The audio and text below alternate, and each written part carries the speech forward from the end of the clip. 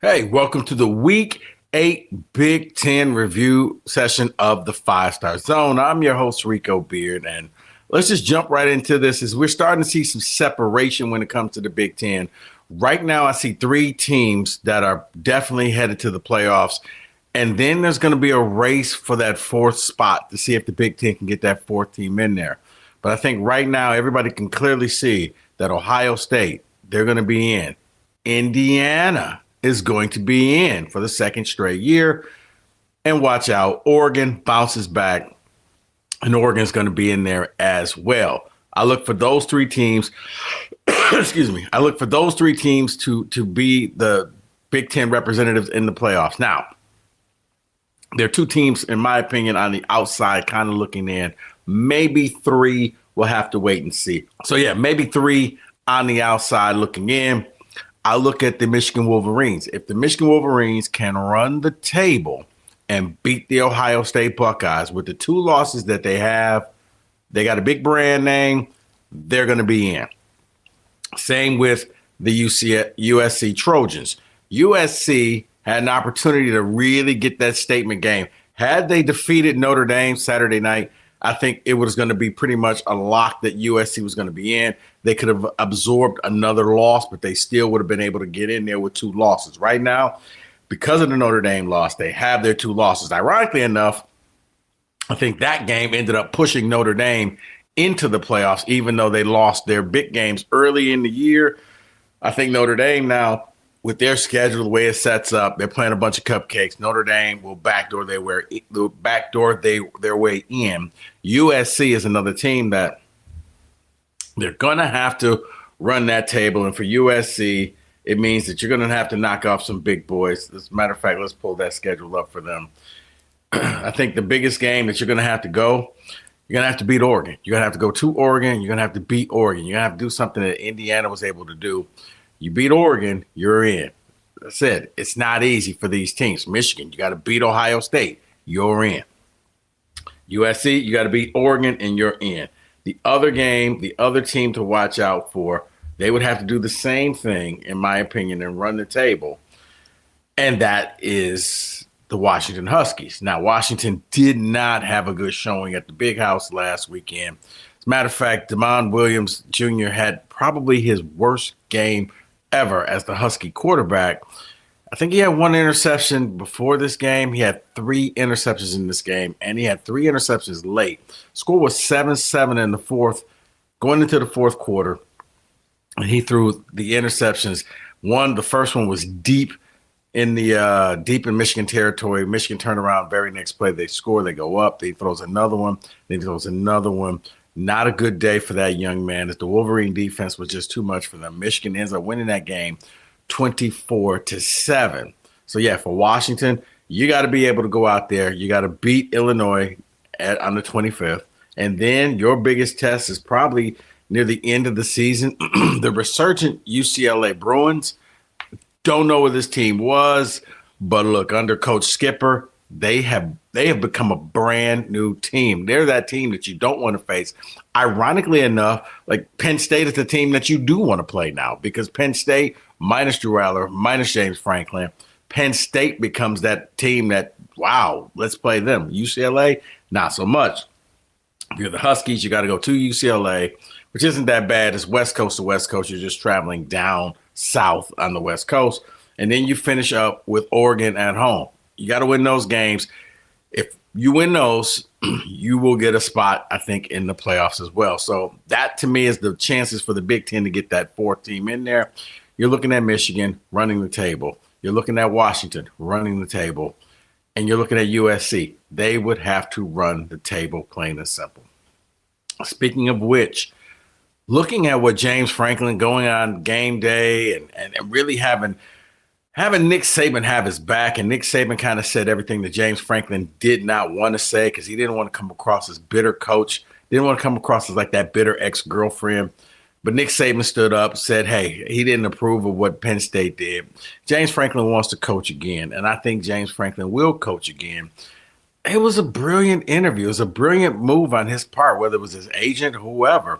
because he showed his vulnerability. He showed that, you know what, you didn't see that brash cockiness, but you also saw a man who loves football. You saw a man who wants to come back into the game. You saw a man who really wants to do this again. And look, I know James Franklin, big game James, where he doesn't win the big games. He always loses. But here's the thing. There's a lot of teams out there that are going to be looking for coaches. James Franklin will get you to the playoffs. Now, I know he had a bad season this year. He had high expectations. He had all his guys come back to try to win this thing. And at one point, I think they were either number 1 or number 2 in the country. I get it. Quarterback goes down. They never recovered from losing to Oregon, because then that's when they lost to UCLA. But we now find out UCLA is pretty good. And then they lose to Northwestern on homecoming. And I think the expectations were just high in Happy Valley, plus, the reputation of not winning the big games. But I say that to say a lot of jobs opening up. Like Florida just opened up. I could easily see James Franklin going down to Florida, because the one thing I can say about James Franklin, the man can recruit. He can recruit like nobody's business. He can recruit his ass off. He gets NFL players and he gets them into the league. He develops them. They just can't click when it comes to knocking off that top 10 opponent. But he gets the players, and his players go to the league. And if you're Florida, that's something that you're looking at is, okay, well, you know what? Maybe if you can bring in those types of players, look, he's not going to be unemployed long. Penn State's going to foot most of that bill. A sneaky team to watch out for, I found out over the weekend.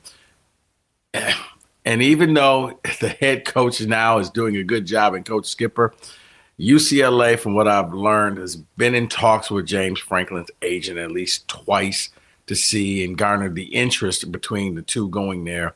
UCLA would pay him a salary, but I think a lot of the money will still come off the Penn State money, and somehow or another, what UCLA pays him will get subtracted from what Penn State pays him. Just something to watch out for. James Franklin, I think, will be back coaching again. Look, while we're talking about this coaching stuff, let's just go right into the obvious stuff. There's two guys that are kind of on the hot seat when it comes to the Big Ten, and that's Luke Fickell, after losing back-to-back games, and not just losing back-to-back games, getting shut out in back-to-back games. That's what hurts the Wisconsin Badgers. You're not just losing, it's how you're losing. You're not scoring, and they're at home in front of your fans, and you've been outscored. Iowa got 37 points on you last week, and then Ohio State comes in and gets 34 points on you. Not good when the opposing team is scoring, 71 points on you? Yeah. You keep doing that. And I don't think it was ever a good fit there. And that's the key. You want the job because there's only a few head coaching jobs out there, but you have to be a good fit and good fit for the culture. I think Wisconsin thought that they had something with Fickell coming from Cincinnati, and they thought that, okay, Cincinnati coming off the playoffs, they're going to be good. Wisconsin going to keep this thing rolling. But a lot of times you got to look to see, is it the coach? Is it the players? Is it the program? What was it that made the team win? And at that point, that's when Cincinnati had the Sauce Gardners, and they had those types of players on that team. Got to Wisconsin. They tried to change things up. They tried to go, with an air raid, and they tried to really pass the ball. That ain't Wisconsin. That ain't what Wisconsin does. Wisconsin is known for having 6'6", 6'7" big guys, big uglies, as Chris Berman would call them, offensive linemen, push you around. They run the ball, and they get running backs who rush for over 200 yards, plain and simple. That's Wisconsin football. He's trying to get back to that, but I think it may be a little bit too late. Now, the only thing holding him there is that buyout. Is Wisconsin willing to pay the buyout? When it comes to paying the buyout, it's now coming down to, does the university value wins or do they value money? Because right now, it does not look like it's working out. Right now, he looks like he is dead man walking. Look, Penn State showed you. If you value victories, you'll go ahead, you'll cut the check to your coach, and you'll move on. These teams are not poor, folks. They're not. When they say, well, where are we going to get the money? You have the money. Even if you just took money from the TV deals, the lucrative TV deals, what brings in Big Ten schools over $100 million. There you go. there's your money right there. Cut that check. I don't know where the money goes. It's kind of like the state lottery, when they say it goes to education, but nobody can quite tell me where it goes because teachers are constantly having to buy their own supplies and they're constantly saying how much they're underpaid. Somebody's getting that money. And at the universities, somebody's getting that money. This may be one where you just cut the check to the guy and you move on. Because here's the thing. Another guy is Jonathan Smith at Michigan State. Jonathan Smith, it's bad when your captains come out and say, well, we played good. We didn't quit. And that's a stepping stone. And I'm paraphrasing here, but no, Michigan State goes to Indiana and the offense played well. Aiden Giles at one point threw for 20 consecutive passes, setting a school record, 22nd completions, setting a school record that Noah Kim, of all people, had. Didn't know that. Had to look that up. Had 15 in a row. Aiden Giles went out there. Aiden Giles used his legs. He had a nice run. Aiden just needs to realize you got to switch that ball to whatever the sideline is to keep it from getting punched out. But as much as the offense played well, the passing game, I can at least say, played well. The running game, non-existent. But at least they were smart enough to use the passing game as the running game. I think he got 8 completed passes to his running backs using the little quick passes as a de facto run game because Indiana's defense just wasn't having it. You were not going to run on them. But the defense for Michigan State was awful. I mean, Indiana, the worst thing a team can do is feel sorry for you and take their foot off the gas. And I believe that's what Kirk Cignetti did. And I've never really seen Kirk Cignetti take his foot off the gas, but could have scored another touchdown, decided to kick a field goal instead. Look, I thought Fernando Mendoza, I thought that they would leave him in there to throw as many touchdowns as possible because I do think he's the Heisman Trophy leader right now. But when I look at that MSU team, much like Luke Fickell, this may just be a bad fit where Jonathan Smith coming in here just really hasn't done anything to really satisfy the Spartan fan base. And when you look at it, I guess his best victory came last year in a surprise victory over Iowa at home at night. And I guess we'll talk about it later on in the week. I mean, you're hoping that maybe you can do the same with Michigan coming in at night, but I kind of see the Michigan game as this is his make or break game. Coming into the Big Ten now, he's 3-10 in Big Ten's records. He once again has yet to outscore a Big Ten opponent in the second half. Indiana scored on their first touchdown on their first 5 drives. I don't know. I don't think Indiana didn't have to punt the ball. Couldn't get a stop. And for your Jonathan Smith, once again, maybe it's fair or unfair, but you're going to be judged by the standards that Kirk Cignetti, who came in at the exact same time as you, Cignetti going to his second straight playoffs. At least he's on the path to go to a second straight playoff. You're on the path to go to no bowl game again. Looking at the Michigan State schedule, I don't see any game where they're going to be favored for the rest of the season. It's going to require the coach to kind of give that fire and brimstone speech, and I just don't think that's in Jonathan Smith's personality. I don't see where they come up with their 4th victory looking at the rest of their schedule, which in turn, going back to what I said about Luke Fickell, school's going to have to answer a question, do we move on from him as well? And by him, I mean Jonathan Smith.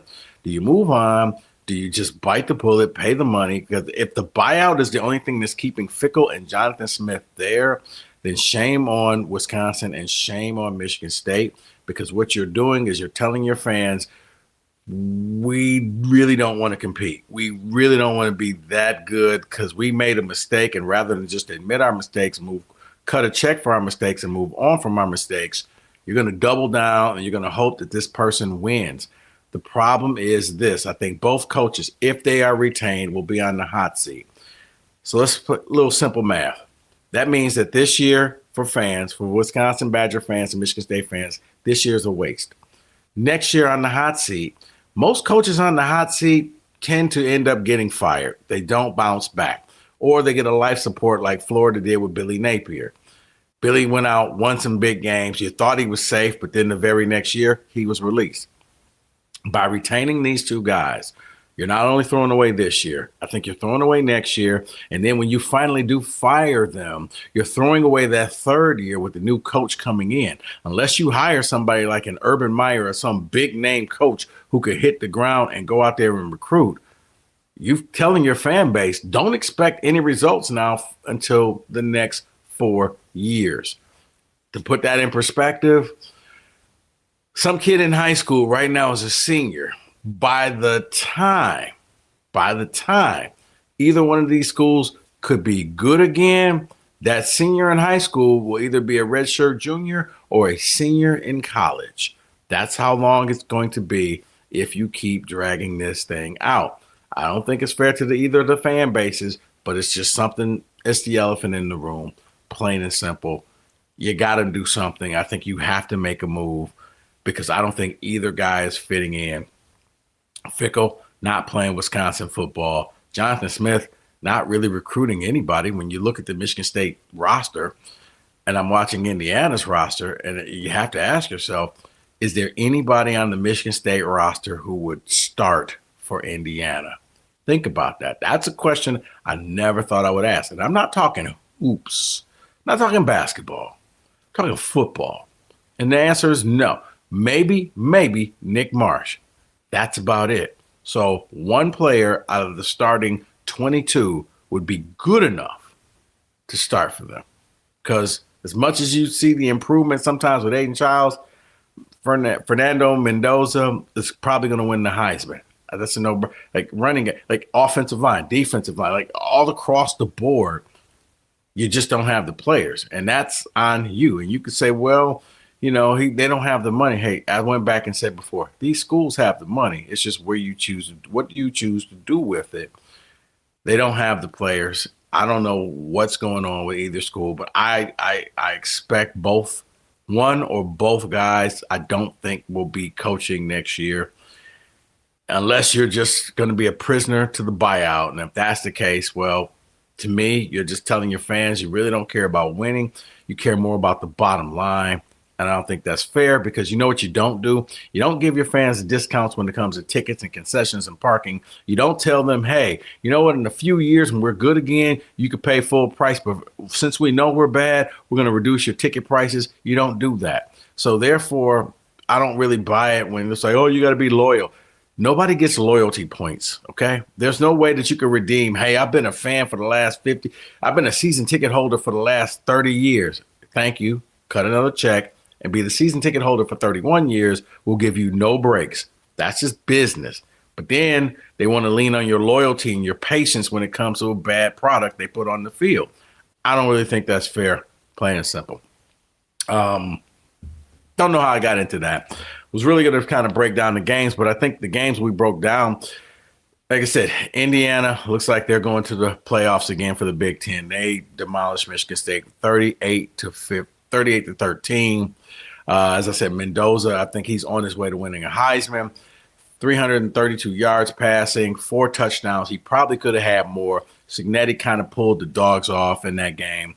Ohio State, you know, they go to Wisconsin, as I talked about, 34-0. Julian Sands, hey, watch out for this redshirt freshman. Ohio State's going to be a problem for a while.